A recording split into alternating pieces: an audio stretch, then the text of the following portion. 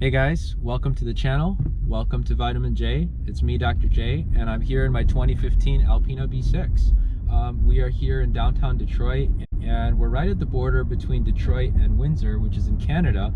Unfortunately, we cannot cross into Windsor because the border has been closed ever since the whole coronavirus pandemic back in March. And every month they keep extending it. So I thought this would be a great place to film this car. It's unique location to film, and it's also a unique car. So it's a 2015 ALPINA B6. This is my daily driver from fall until spring. This is my winter beast. So for those of you who don't know, ALPINA is a manufacturer in Europe that takes BMWs from the factory and makes them unique. So what they do is they kind of work on the engine, they tune the suspension and redo the interiors, and they have some exclusive paint colors which in the sunlight absolutely pop. So my car is a 2015. It has the ALPINA blue paint, and in the summertime, in the sun, it really stands out. It's a very unique color, and as the sun changes, actually it goes from like blue to like purple all the way down to a dark blue, from light blue to dark blue, and from every angle it looks a little different. So it's actually kind of a hard car to film, and so I picked multiple locations multiple times of the day to try to show you all what it looks like. For those of you that are interested in getting an ALPINA, I highly recommend either the blue or green. Those are the exclusive colors, and every other color otherwise is the same as a regular BMW, which it seems like kind of a waste. If you're gonna go through the trouble of picking up an ALPINA, I think you know, black or white or any standard color is just not worth it. You need the exclusive colors. So this car, it's a 2015. It has 540 horsepower and about 540 foot-pounds of torque. I don't know the exact figure, and it's a beast. It's 0 to 60 is like 3.8 seconds, and it has a top speed of like 198 or 199 miles per hour. So definitely fun to drive, but not in the way you would think. It's more of a GT cruiser in the sense that it's meant for Autobahn hauls. It's meant for long highway cruises. It's not meant for being on a track per se. So and that fit my needs. So I drive about 80 to 100 miles round trip every day just to go to work, and so definitely needed something comfortable. I needed something that would get me from point A to point B in comfort, and this car definitely does it for me. It's one of those things that you know, I wanted to be comfortable on my haul, but I also wanted to have some power, some fun. This car, it is unique in a lot of ways. The looks from the outside, it has those classic ALPINA wheels. The rims are 20s. They're a staggered set of rims, so it's you know, they're smaller in the front than in the back, and I'll list in the description the exact tire sizes. I don't have them. I think one of them's like a 255 and the other's 285s. They're both 20s, and they are very hard to keep clean. In the winters, I have to take this to one of those, you know, self-serve washes, and I wash it myself. I don't run it through the automatic washes. And in the summers, obviously, I just wash it at home, or I get someone to detail it for me. So yeah, this has been a dream to own. It's definitely unique. I get a lot of looks when I drive this car. People have stopped me at gas stations and they're like, hey, what is that thing? So I like it from that standpoint. It actually surprised me when I first got this car.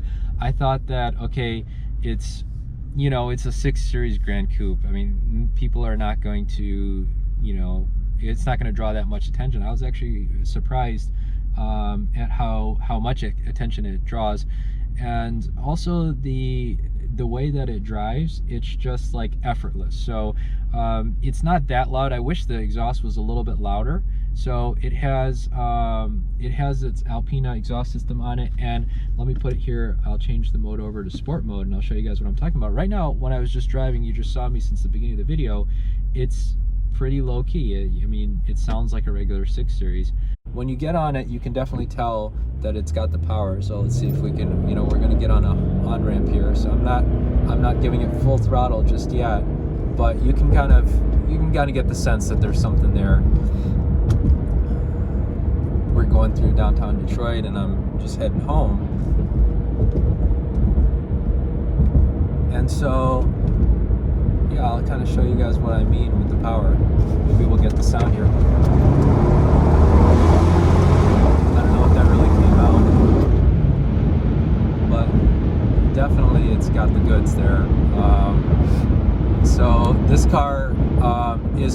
somebody who has a long cruise, a long highway cruise.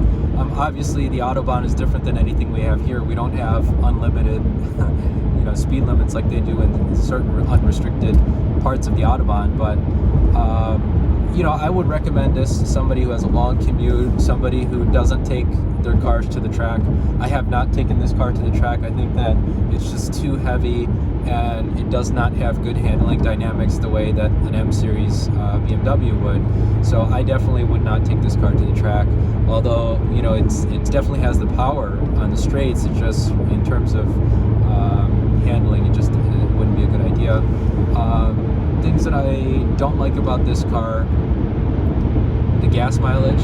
So I just checked. I think combined I have, me personally, I'm averaging 18. If I take it really easy on the gas, then I can get up to 24 on the highway. But think about it, when you're doing 80 to 100 miles a day, that's really not a ton of it's not a great gas mileage car. But at the same time, you don't get this car for the gas mileage. The other thing I don't like about this car, like I mentioned, is it's hard to keep clean. It's hard to keep those brakes and wheels clean. Other than that, this car has mechanically been flawless. The interior is also kind of tough to keep clean because, as you can see, it's cream with cream floor mats, and in the winters I have a tough time keeping it clean. If you're going to own one like this with this spec, you probably would want to get one of those WeatherTech replacement mats and kind of leave it at that. As far as my plans for the car, I'm actually going to be listing this vehicle on Bring a Trailer. I had Alex Tillman, who's a local photographer, come out and film the car, and we'll see how that experience goes. Right now it has about 50,000 miles, and it's something that it's kind of tough because I love the car, but at the same time, I think this is the right time to let it go. I got it with 26,000 miles. Now it's got 50,000 miles.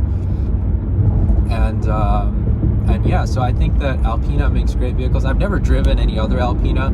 I just found out that someone I know has gotten an Alpina XB7, the SUV, so maybe I'll let them, or maybe they'll let me film the car or take a video of it, I'm not sure. But yeah, so I'm interested in driving other Alpinas to see what it's like. Actually, when I got this car, I didn't know what an Alpina even was.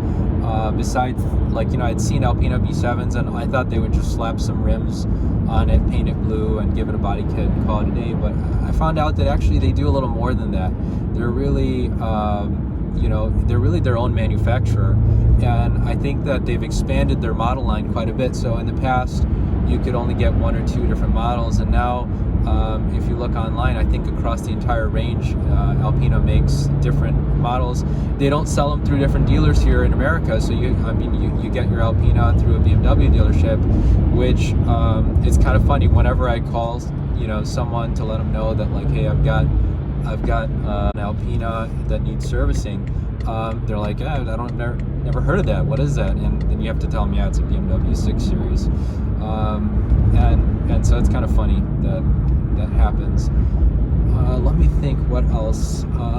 So if you want to get one, this one is a 2015. It does not have Apple CarPlay, and that's something that you have to get a 2017 or newer to get. Let's see if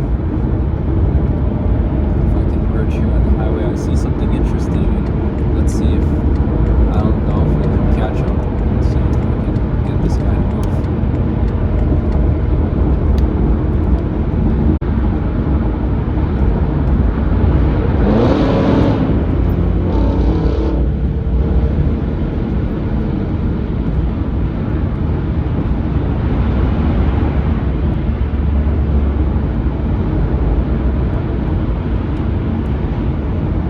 Alpina,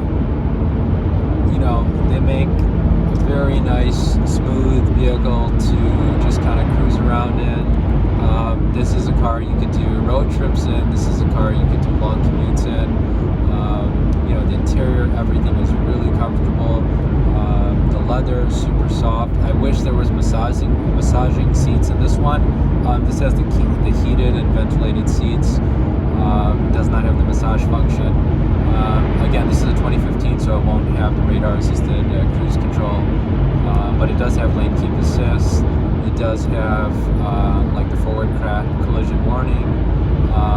It has these kind of paddle shifters that are not true paddles. They're actually little buttons on the back of the steering wheel. And at first I thought it was really weird, but you get used to them. And yeah, so it's been a great car to own. Definitely, I would consider an Alpina again in the future. You know, maybe down the road. I wouldn't buy one brand new. I think that at 100 plus grand, I don't think this doesn't feel like a 100 plus grand car to me. It feels like a very nice car, you know, but would I pay 130 grand for this car? Probably not. I'd probably rather go for a 911. But if you've got a family or something like that, and you don't want to get like a Panamera Turbo or something, or Panamera, I should say, this would be a nice alternative. So yeah, guys, thanks for watching the channel, and be sure to subscribe. Let me know if you like this content. Let me know what you think about the Alpina. Is it something that you would consider?